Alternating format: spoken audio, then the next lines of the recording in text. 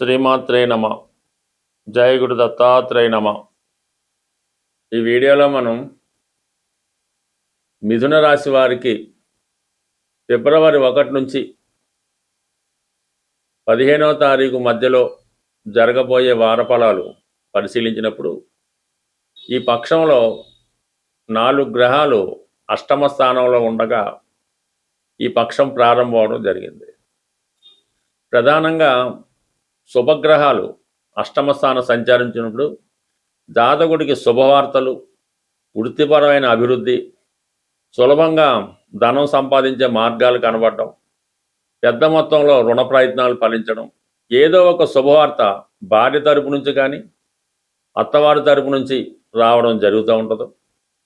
అదే పాపగ్రహాలు అష్టమ స్థానంలో సంచరించినప్పుడు వారి యొక్క జన్మజాతక ప్రకారం ఏదైనా కీడు అంటే మీకు యోగాలు లాంటివి ఏమైనా ఉంటే అవి ఎక్కువగా జరిగే అవకాశం ఉంది. అంటే ఎవరికన్నా కుటుంబంలో ఒకరికి అనారోగ్యం రావడం కానీ, కొన్ని దుర్వార్తలు వినవలసి రావడం కానీ, ఉద్యోగపరంగా నష్టం కలుగుతూ ఉంటుంది. సడన్గా ఉద్యోగంలో ఇబ్బంది రావడం కానీ, ఉద్యోగం మారవలసి రావడం కానీ, పోవడం కానీ ఇలాంటివి జరుగుతూ ఉంటాయి. అయితే కుజుడు ఉండడం వల్ల ఆకస్మిక ప్రమాదాలు లాంటివి రావడం జరుగుతూ ఉంటుంది. ఎక్కువగా అగ్ని ప్రమాదాలు లాంటివి జరుగుతూ ఉంటాయి. ఇక రవి కూడా మీకు మరి అగ్నితత్వ గ్రహం అష్టమంలో ఉండడం వల్ల అధికారుల వల్ల ఇబ్బందులు వస్తూ ఉంటాయి. తండ్రి గారికి ఏదైనా అనారోగ్య సమస్య కానీ, సడన్గా వారికి ఏమైనా ఇబ్బంది కానీ రావడం జరుగుతూ ఉంటుంది. ఏదైనా తండ్రి తరపు బంధువుల నుంచి ఒక కీడు సంబంధించిన వార్త రావడం కానీ జరుగుతూ ఉంటాయి. అయితే ఇవన్నీ అష్టమంలో ఉన్నంత మాత్రం జరుగుతాయని మాత్రం ఖచ్చితంగా చెప్పడానికి అవకాశం ఉంటుంది. ఎందుకంటే మీ జన్మజాతకంలో కూడా దానికి సపోర్ట్ చేయాలి.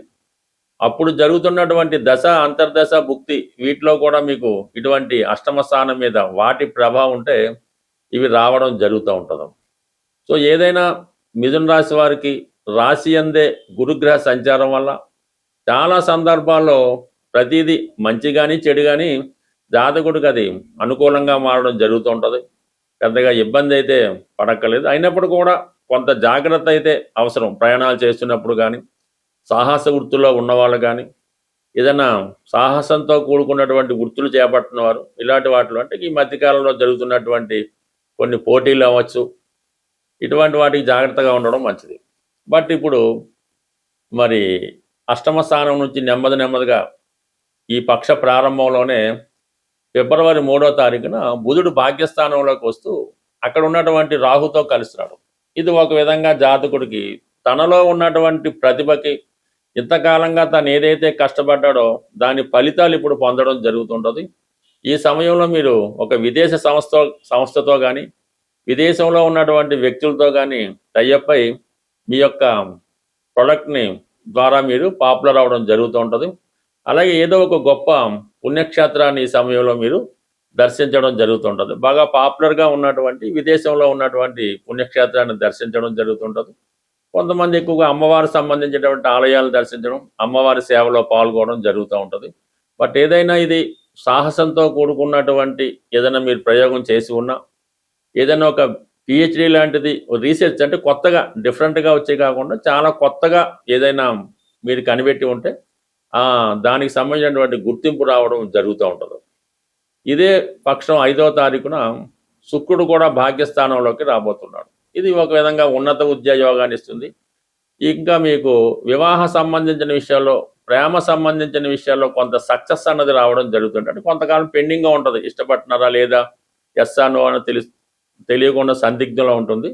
ఇప్పుడు ఈ సమయంలో అంటే 5వ తారీఖు తర్వాత మీకు ఇటువంటి ప్రేమ విషయంలో ఒక కొలిక్కి రావడం, పరస్పర అంగీకారం తెలిసిపోవడం, అది పెళ్లి వరకు వెళ్ళడం జరుగుతుంటుంది. అది ఎలాగా మీతో చదువుకున్నటువంటి అంటే పరస్పరం ఒకే కాలేజీలో చదువుకున్నవారు కానీ, ఒకే యూనివర్సిటీలో చదువుకున్నవారు కానీ, ఒకే సంస్థలో ఉద్యోగం చేసుకున్న వారి మధ్య ఇటువంటి ప్రేమ వ్యవహారాలు కలగడం, వారు ప్రయాణం చేస్తున్నప్పుడు ఒక ప్రాంతం నుంచి విదేశానికి వెళ్తున్నప్పుడు వారి యొక్క బంధం మరీ గట్టిపడి అది ప్రేమ వరకు వెళ్ళే అవకాశం ఉంటుంది. బట్ ఏదైనా మరి మిథున రాశి వారికి పెళ్లికి సంబంధించినటువంటి సమస్య ఏమన్నా ఉంటే పరిష్కారం అవుతుంది. ఒక విధంగా సప్తమాధిపతి లగ్నంలో ఉన్నాడు గురువు, ఈ శుక్ర బుధులు భాగ్యస్థాన కలయిక, ఇవన్నీ కూడా జాతకుడికి వివాహానికి ఒక మార్గం అన్నది ఈ పక్షంలో ఏర్పడడం జరుగుతూ ఉంటుంది.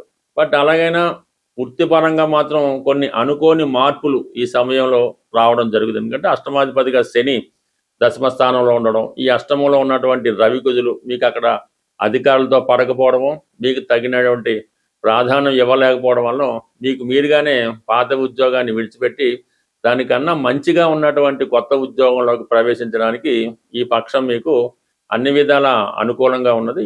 సాధారణంగా ఈ జ్యోతిష్యాన్ని జాతకాల్ని నమ్ముతున్న వాళ్ళు గ్రహాల్ని మీకు అనుకూలంగా మార్చుకోవాలనుకున్నప్పుడు ప్రతి నెల కొన్ని ముఖ్యమైనటువంటి దినాలు వస్తూ ఉంటాయి.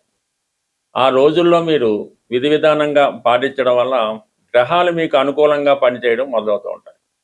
ఈ పక్షంలో ప్రధానంగా మనకి శని త్రయోదశి రాబోతుంది. 14వ తారీఖు ఫిబ్రవరి నెలలో శని త్రయోదశి రోజు కంపల్సరిగా మాకు ఏలినాటి శని ఉంది, అష్టమ శని వీలు కాకుండా ప్రతి రాశివారు కూడా ఆ రోజు విధి విధానంగా శని భగవాను నవగ్రహాల్లో శని భగవాన్ని అక్కడ ఉన్నటువంటి ఆచారం ప్రకారం అభిషేకమో అర్చనో ఏదో చేసుకోవడం, ఎక్కువగా శివాలయంలో ఉన్నటువంటి నవగ్రహాల్ని పూజించడం, తర్వాత శివుణ్ణి కూడా పూజించి అభిషేకం చేయించి ఆ రోజు వరకు నియమనిష్టలతో ఉండడం వల్ల మీకు ఈ శనిగ్రహ అనుగ్రహం తప్పక లభిస్తూ ఉంటుంది.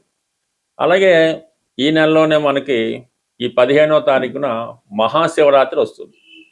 ఆ శివరాత్రి రోజు కూడా మీరు కంప్లీట్గా మీ ఆచార ప్రకారం, మీ గ్రామ ఆచార ప్రకారం జాగరణ అది ఉండి ఆ రోజు శివుణ్ణి దర్శించుకోవడం వల్ల, అంటే ఒక మహాశివరాత్రి రోజు మీరు శివుణ్ణి దర్శించుకుంటే మొత్తం సంవత్సరం అంతా ప్రతిరోజు శివుణ్ణి దర్శించుకుంటే ఎంత ఫలితం వస్తుందో ఒక్క మహాశివరాత్రి రోజు శివుని దర్శించుకుంటే అంత ఫలితం దక్కడం జరుగుతుంది. కాబట్టి కంప్లీట్గా ప్రతి ఒక్కరూ వయసుతో నిమిత్తం లేకుండా ఏదో ఒక దేవాలయంలో, కేవలం పంచారామాలు పెద్ద పెద్ద క్షేత్రాలే కాకుండా సాధారణంగా చిన్న టెంపుల్లో అయినా శివగ్రహం శివుడి యొక్క ఉంటే అక్కడ శివలింగానికి అర్చన చేసి మీరు దర్శనం చేసుకోవడం వల్ల ఆ ముక్తి లభించే అవకాశం ఉంది. చాలా అభివృద్ధి కూడా కలుగుతూ ఉంటుంది.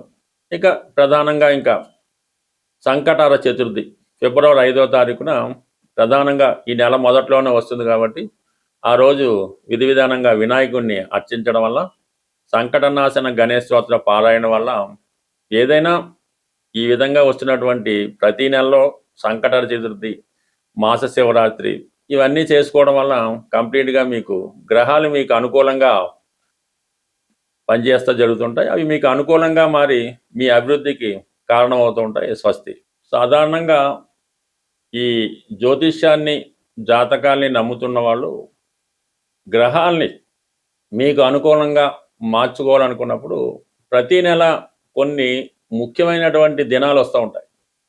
ఆ రోజుల్లో మీరు విధి విధానంగా పాటించడం వల్ల గ్రహాలు మీకు అనుకూలంగా పనిచేయడం మొదలవుతూ ఉంటాయి. ఈ పక్షంలో ప్రధానంగా మనకి శని త్రయోదశి రాబోతుంది. 14వ తారీఖు ఫిబ్రవరి నెలలో శని త్రయోదశి రోజు కంపల్సరిగా మాకు ఏలినాటి శని ఉంది, అష్టమ శని వీలు కాకుండా ప్రతి రాశివారు కూడా ఆ రోజు విధి విధానంగా శని భగవాను నవగ్రహాల్లో శని భగవాన్ని అక్కడ ఉన్నటువంటి ఆచారం ప్రకారం అభిషేకమో అర్చనో ఏదో చేసుకోవడం, ఎక్కువగా శివాలయంలో ఉన్నటువంటి నవగ్రహాల్ని పూజించడం, తర్వాత శివుణ్ణి కూడా పూజించి అభిషేకం చేయించి ఆ రోజు వరకు నియమనిష్టలతో ఉండడం వల్ల మీకు ఈ శనిగ్రహ అనుగ్రహం తప్పక లభిస్తూ ఉంటుంది. అలాగే ఈ నెలలోనే మనకి ఈ 15వ తారీఖున మహాశివరాత్రి వస్తుంది. ఆ శివరాత్రి రోజు కూడా మీరు కంప్లీట్గా మీ ఆచార ప్రకారం, మీ గ్రామ ఆచార ప్రకారం జాగరణ అది ఉండి ఆ రోజు శివుణ్ణి దర్శించుకోవడం వల్ల, అంటే ఒక మహాశివరాత్రి రోజు మీరు శివుణ్ణి దర్శించుకుంటే మొత్తం సంవత్సరం అంతా ప్రతిరోజు శివుణ్ణి దర్శించుకుంటే ఎంత ఫలితం వస్తుందో ఒక్క మహాశివరాత్రి రోజు శివుని దర్శించుకుంటే అంత ఫలితం దక్కడం జరుగుతుంది. కాబట్టి కంప్లీట్గా ప్రతి ఒక్కరూ వయసుతో నిమిత్తం లేకుండా ఏదో ఒక దేవాలయంలో, కేవలం పంచారామాలు పెద్ద పెద్ద క్షేత్రాలే కాకుండా సాధారణంగా చిన్న టెంపుల్లో అయినా శివగ్రహం శివుడి యొక్క ఉంటే అక్కడ శివలింగానికి అర్చన చేసి మీరు దర్శనం చేసుకోవడం వల్ల ఆ ముక్తి లభించే అవకాశం ఉంది. చాలా అభివృద్ధి కూడా కలుగుతూ ఉంటుంది. ఇక ప్రధానంగా ఇంకా సంకటహర చతుర్థి ఫిబ్రవరి 5వ తారీఖున ప్రధానంగా ఈ నెల మొదట్లోనే వస్తుంది కాబట్టి ఆ రోజు విధి విధానంగా వినాయకుడిని అర్చించడం వల్ల, సంకటనాశన గణేష్ స్తోత్ర పారాయణ వల్ల ఏదైనా ఈ విధంగా వస్తున్నటువంటి ప్రతి నెలలో సంకటహర చతుర్థి, మాస శివరాత్రి ఇవన్నీ చేసుకోవడం వల్ల కంప్లీట్గా మీకు గ్రహాలు మీకు అనుకూలంగా పనిచేస్తూ జరుగుతుంటాయి. అవి మీకు అనుకూలంగా మారి మీ అభివృద్ధికి కారణమవుతూ ఉంటాయి. స్వస్తి.